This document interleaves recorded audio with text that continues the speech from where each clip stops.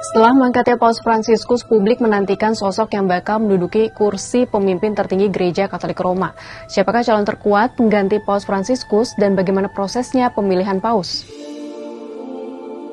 Belakangan ramai beredar soal 4 nama kardinal yang digadang-gadang kuat bakal menjadi penerus Paus Fransiskus. Luis Antonio Tagle, kardinal dari Filipina, Asia Tenggara, berpotensi menjadi Paus pertama dalam sejarah yang berasal dari Asia. Kardinal berusia 67 tahun ini dikenal akan kesederhanaannya seperti mendiang Paus Fransiskus. Ia diketahui tinggal di seminari Filipina selama 20 tahun dan menempati kamar tanpa AC atau televisi. Bahkan setelah diangkat menjadi uskup, ia menolak menggunakan mobil dinas. Namun usianya yang tergolong muda menjadi penghalangnya terpilih menjadi penerus Paus Fransiskus.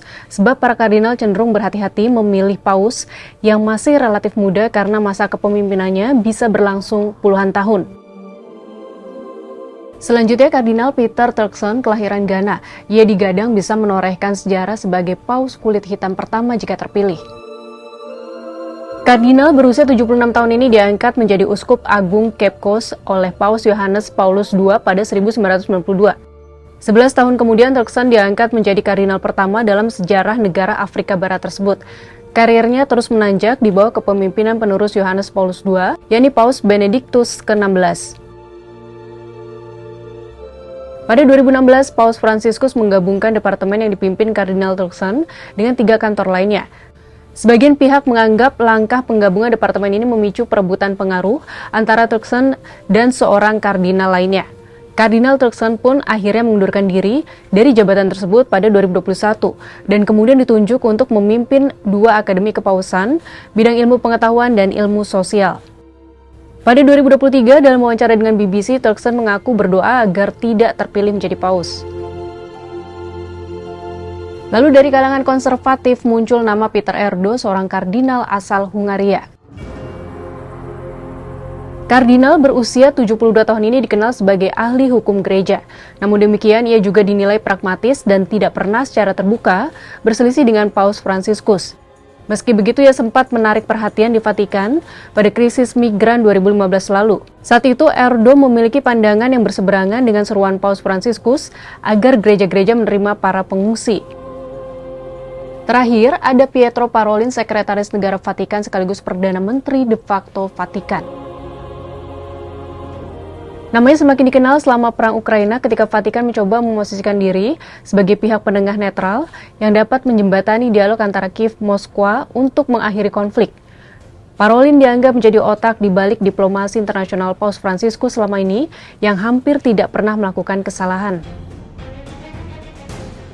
Selain keempat nama ini, tentu bisa saja muncul nama kardinal lain calon pengganti Paus Fransiskus. Sepekan setelah Paus dimakamkan, anggota Dewan Kardinal bakal berkumpul di Kapel Sistina. Di sana mereka menggelar proses yang dikenal sebagai konklav. Forum itu adalah proses resmi para kardinal memilih salah satu di antara mereka untuk menjadi paus berikutnya. Untuk bisa dipilih, selain berstatus kardinal elektor, anggota Dewan Kardinal harus berusia maksimum 80 tahun.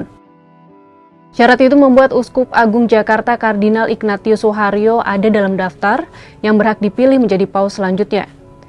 Per 20 April 2025 ada 135 kardinal elektor dari 252 kardinal yang masih hidup. Dari 135 orang itu, 108 dipilih oleh mendiang Fransiskus. Para kardinal elektor akan berkumpul dalam ruangan konklav sampai paus baru terpilih. Apabila sudah terpilih, Ketua Dewan Kardinal yang kini dijabat Kardinal Giovanni Battista Re akan menanyai gelar apa yang akan dipilih oleh paus baru itu. Jika sudah diputuskan namanya, paus akan dijubahi. Lalu Kardinal Diakon akan ke balkon Basilika Santo Petrus dan berteriak, Habemus Papam, atau kita punya paus. Siapapun yang terpilih akan segera diantar ke ruang konklav, ke ruangan air mata. Di sana paus yang baru terpilih merenungi tanggung jawab barunya. Kita nanti siapakah yang akan menjadi pengganti Paus Fransiskus. Semoga juga membawa kebaikan dan perdamaian bagi dunia.